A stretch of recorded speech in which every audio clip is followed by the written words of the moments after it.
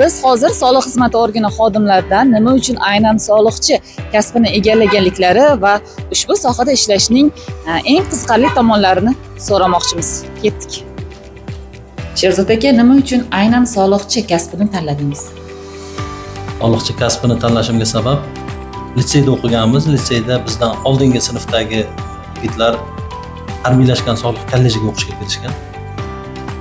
Keyingi yili ular bizga litseyga formada borib o'qish haqida ma'lumotlar berishgan. Shuni orqasidan qiziqib kasbga kirib ketganmiz. Iqtisodiy yo'nalish bo'yicha o'qiganmiz. Shu yo'nalishga qiziqqanman. Shu orqali iqtisodiy soha bo'yicha institutga kirganmiz. Shuni bitirib soliq yo'nalishi bo'yicha suhbatdan ham imtihondan ham o'tganligim sababli shu yo'nalish bo'yicha davom ettirdim. Nima uchun aynan soliqchi kasbini tanlagansiz? Ammamni o'g'li soliqchi bo'lgan, u tartibli, o'z ustida ishlovchi shaxs bo'lgan. Shunga qiziqib soliqchi bo'lganman. Haqiqatda bu kasb shunaqa kasb ekan. Otam soliqchi bo'lganligi sababli shu sohani havas qilib turib, shu sohaga kirganman. Men yoshligimdan shu sohaga qiziqib qolganman. Shu sohada mana hozirda 12 yildan beri shu sohada ishlab kelmoqdaman. Nima uchun aynan soliqchi kasbini tanlagansiz? Yoshligimizda formachi soliqchilarni ko'rib, shunga havas qilib, soliqchi kasbini tanlagan. Soliq sohasida ishlashning eng yoqqan tomoni 3 tasini sanab bering. Birinchisi tashkilotlar bilan ishlash. Ikkinchisi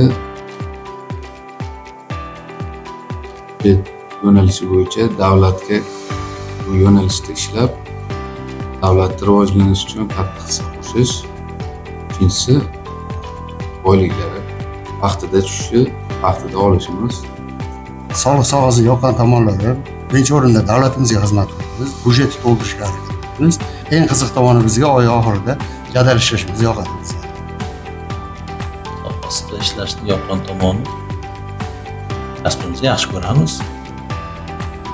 Qiziqarli mavzulari juda ko'p. Reviziya bo'limida ishlaganmiz. Reviziyada har bitta tashkilotga borasiz, har bittasida har xil mavzu.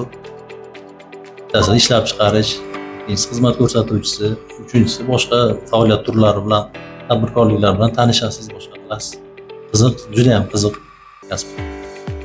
Soliq sohasida ishlashning eng yoqqan tomoni 3 tasini sanab bering.